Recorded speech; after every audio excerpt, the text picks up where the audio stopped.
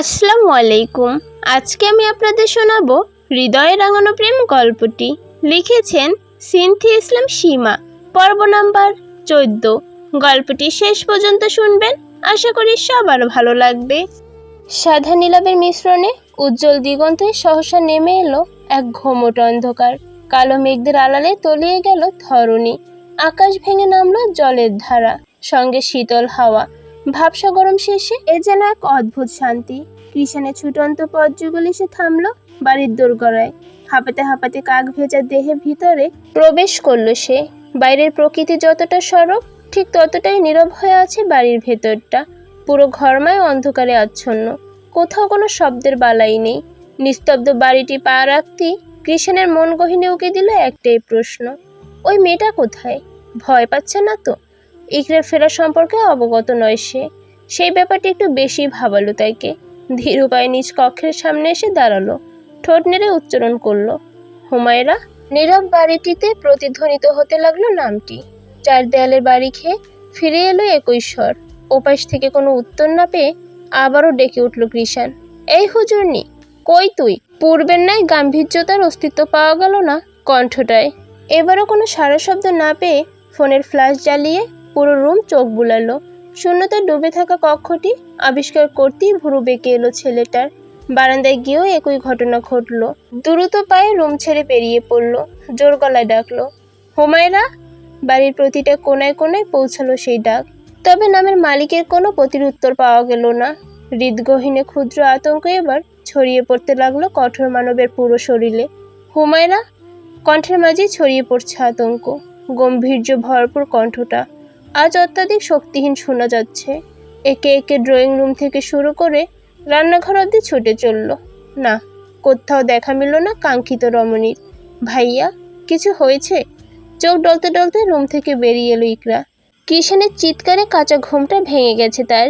ইকরাকে দেখতেই এক টুকরো আশার আলো খুঁজে পেল ছেলেটা। তড়িঘড়ি করে বোনের নিকট এসে জিজ্ঞেস করলো, তুই কখন এলি?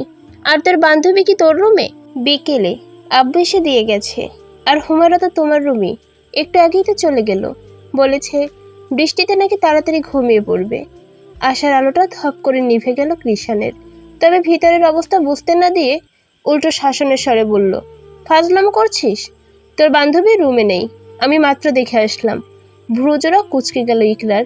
ঘুম থেকে উঠে ফাজলামো কেন করতে আসবে সে? তাও আবার এই খচ্চরের সাথে? তোমার সাথে ফাজলামো কেন করতে যাব আমি? বিশ্বাস না হলে রুম চেক করে দেখো। বলেই দরজা ছেড়ে দাঁড়ালো। প্রদর্শিত হলো মেয়েটার খালি কক্ষ। সাথে সাথে ভেসে আসলো কৃষানের অত্যাধিক শান্ত স্বর, তাহলে তোর বান্ধবী কোথায়? আরে রুমেই আছে, তুমি হয়তো অন্ধকারে ভালো মতো দেখোনি। পুরো আত্মবিশ্বাস নিয়ে কৃষানের রুমের দিকে হাঁটা ধরল ইকরা। হাতে করে কৃষানের ফোনটা নিয়ে গেল। সে জানে হুমায়রা রুমেই থাকবে, কেননা রুম ছেড়ে বাইরে কোথাও গেলে ইকরাকে অবশ্যই ডাকতো। আর এমন অন্ধকারে বাইরে কোথায় যাবে ও? তার ভরসায় শান্ত হতে পারল না কৃষান। একেবারে নিখুঁতভাবে বাড়ির প্রতিটি কোণা চেক করছে সে। এমনকি যে নামাজ ঘরে আজ অব্দি তার পা পড়েনি সেখানেও গিয়েছে। নিজেকে শান্ত রাখার ব্যর্থ প্রচেষ্টা চালাচ্ছে। বারবার মস্তিষ্কে প্রশ্ন জাগছে, তার কেন এমন লাগছে? এমনটা তো হওয়ার কথা নয়। ওই মেয়ে যেখানে ইচ্ছে সেখানে যাক, এতে তার কি? তবে মনটা কোনো মতেই শান্ত হচ্ছে না।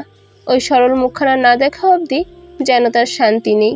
শেষ আশাটুকু নিয়ে ছাদের উদ্দেশ্যে রওনা হলো কৃষান। যদি ওই বৃষ্টি বদলে মেয়েটার ছাদে থাকার সম্ভাবনা একেবারেই নেই, তবুও পা চালিয়ে ছাদের দরজা অবধি এলো। তখনই বিদ্যুৎ চমকানোর লাল রশ্মিতে আলোকিত হলো পুরো ছাদ। ঝিরঝির বৃষ্টি ছাদের মাঝখানটা মোনাজাতরত অবস্থায় বসে থাকা কাঙ্ক্ষিত মানবীকে দৃষ্টিগোচর হতেই থমকালো কৃষান। আতঙ্কিত হৃদয় শীতল হলো তার। পদযুগল আপনা আপনি এগিয়ে গেল সেদিকে। আল্লাহুম্মা সাইয়্যিবান নাফিয়া। বেশ কয়েকবার দোয়াটি জপে সৃষ্টিকর্তার নিকট হাত তুলছে হুমায়রা।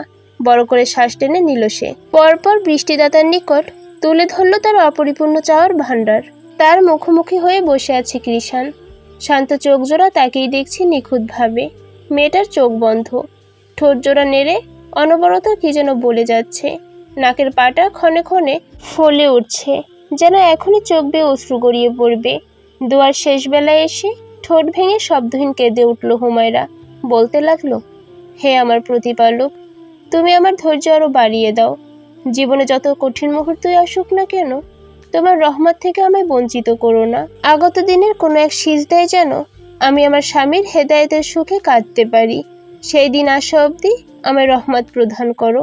আর তুমি তো জানো, তোমার এই পাপী বান্দা বড্ড ভালোবাসার পাগল। আমার স্বামীর মনে আমার জন্য ভালোবাসা দাও, তাকে আমার প্রতি নরম করো, আমি যেন তার মন জয় করতে পারি, সেই তৌফিক দান করো। ঠিক একই সময় তার ক্রন্ধনরত মুখপানে চেয়ে আল্লাহর সবচেয়ে অনিয়মিত একজন বান্দা বলে উঠল, হে মালিক, তোমার এই পবিত্র বান্দার সকল চাওয়া পূর্ণ করে দাও। ছাদের দরজায় দাঁড়িয়ে ভাই আর ভাবিকে একত্রে সৃষ্টিকর্তার নিকট চাইতে দেখে মুচকি হাসল ইকরা। তাদেরকে খুঁজতে খুঁজতেই এখানে এসেছিল।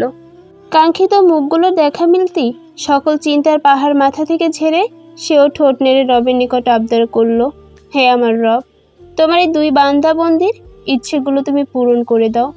অতঃপর একই দোয়ার ধ্বনিতে হলো তিনটি মানুষের অন্তর থেকে, আর তা পৌঁছে গেল তাদের মালিকের নিকট। দয়াময় পরম করুণাময় কি সেই দোয়া কবুল না করে থাকবেন? দীর্ঘ মোনাজাত শেষ করে চোখ খুলল হুমায়রা। অসময়ে চোখের সামনে কাঙ্ক্ষিত ব্যক্তির সাক্ষাতে বুক শুদ্ধ ধক করে উঠল তার। পিছিয়ে গিয়ে ভর কোনো কণ্ঠে বলল, আপনি এখানে? বৃষ্টি বিলাস করতে এলাম। আকাশের দিকে তাকিয়ে নির্লিপ্ত কণ্ঠে উত্তর করল কৃষাণ। পরপর প্রশ্ন ছুড়ল, তো মোনাজাতে এতক্ষণ কি চাইলি? আর ঘর ছেড়ে এখানে কেন মোনাজাত? এমন বৃষ্টিতে দোয়া কবুল হয়, তাহলে নামাজ আর মোনাজাত ধরিস কি করতে? ভুরু কুচকে গেল মেয়েটার। বলল, দোয়া কবুল হওয়ার অনেক মাধ্যম আছে। এই যেমন সিজদায় দোয়া কবুল হয়, ইফতারের সামনে বসে দোয়া করলে দোয়া কবুল হয়, এমন ঝিরঝির বৃষ্টিতে ভিজে দোয়া করলে দোয়া কবুল হয়, আরও অনেক। এখন আল্লাহ কোথায় কার ডাক কবুল করে নেন এর কোনো নিশ্চয়তা আছে? তাই সব মাধ্যমেই চাইতে হয়।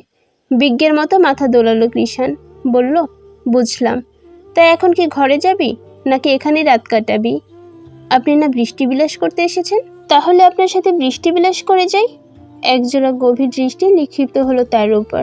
কান্নার দরুন মুখটা এখনো লালিত হয়ে আছে মেয়েটার, অথচ ঠোঁটের মধ্যে স্নিগ্ধ হাসি। এতক্ষণ না কাঁদলো, এখনই আবার হাসছে। কি আজব নারী! আচ্ছা, কিসের জন্য এভাবে কেঁদেছিল মেয়েটা, তাও আবার এমন অন্ধকার আচ্ছন্ন বৃষ্টিময় রাত্রে? তার ভাবনার মাঝে আবারও শোনা গেল হুমায়রার কণ্ঠ, কিছু বলছেন না যে? আপনি কি আসলে বৃষ্টি বিলাস করতে এসেছেন নাকি আমায় খুঁজতে এসেছেন? তোকে দিয়ে আমার কি কাজ? ঘরে যা। মুখটা চুপসে গেল হুমায়রার। বলল, আপনার সাথে যাব। মার খাবি? আপনি দিলে না খেয়ে উপায় আছে? মেয়েটার চঞ্চলতা দেখে হতাশার নিঃশ্বাস ফেলল কৃষাণ। সরাসরি হুমায়রার চোখে চোখ রেখে জিজ্ঞেস করল, ভয় হয় না তোর? কিসের? এখন যদি তোকে আমি মেরে ফেলি, আমার মৃত্যু যদি এভাবে লেখা থাকে, তাহলে মরব। এখানে ভয় পাওয়ার কি আছে? বড্ড সাহস বেড়েছে তোর। চুপ রইল হুমায়রা। বৃষ্টির কারণে ঠিকমতো চোখ খুলে তাকাতেও পারছে না, অথচ কৃষাণ কিভাবে পলকহীন তাকিয়ে আছে। তার অবস্থা দেখে কৃষাণ কড়াসরে আদেশ ছুড়ল, ঘরে যা। আপনি যাবেন না? তোকে যেতে বলছি আমি, আমারটা আমি দেখব। ধমকে উঠল কঠোর মানব। এবেলায় আর কথা বাড়ানোর সাহস পেল না হুমায়রা। মলিন মুখে বসা থেকে উঠে হাঁটা ধরল। রুমে এসে শাওয়ার নিতে চলে গেল হুমায়রা। ওয়াশরুম থেকে বেরোতেই দেখা মিলল কৃষাণের। হুমায়রা বেরোতেই কোনো দিক না তাকিয়ে ওয়াশরুমে ঢুকে পড়ল সে। এতক্ষণ ছাদে বসে সিগারেট ফুঁকে এসেছে। মূলত এর কারণে আরও ধমকে পাঠিয়ে দিয়েছে হুমায়রাকে। মিনিট দশেকের মধ্যেই গোসল সেরে বেরিয়ে এলো কৃষাণ।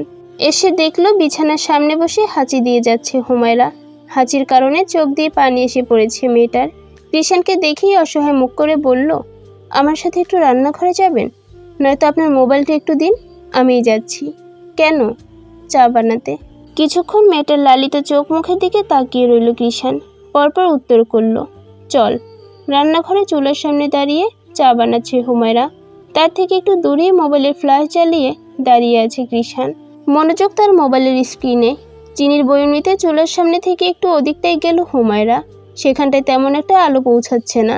তবে রান্নাঘরের জিনিসপত্রের সাথে অভ্যস্ত হওয়ায় বয়ম খুঁজতে সমস্যা হলো না তার। বয়মটা হাতে নিয়ে দু কদম এগোতেই একটা ইঁদুরের উপর পা পড়ল। অমনি মৃদু চিৎকার বেরিয়ে এলো কণ্ঠনালী চিরে। শব্দ পেয়ে চোখ তুলে তাকালো কৃষাণ। আকস্মিক ঘটনায় ভয়ে পিছিয়ে গেল হুমায়রা। বেখেয়ালিভাবে হাতটা চলে যেতে নিল চুলার জ্বলন্ত আগুনের নিকট। সাথে সাথেই তাকে হ্যাঁচকা টান দিয়ে সরিয়ে আনলো কৃষাণ। হুমায়রার নরম সরম কায়াটা আছড়ে পড়ল কৃষাণের বুকে। একসাথে শিউরে উঠল দুটো শরীর। প্রগাঢ় হলো দুজনের হৃদস্পন্দন। সংজ্ঞানে আজ প্রথম স্বামীর এতটা কাছাকাছি এসেছে হুমায়রা। মেয়েটার যেন মনে হলো কোনো বিদ্যুতের শক খেল সে। সহসা নিস্তব্ধ রান্নাঘরে পানি ফোটার শব্দে সম্বিত ফিরল দুজনের। সাথে সাথে ছিটকে দূরে সরে গেল।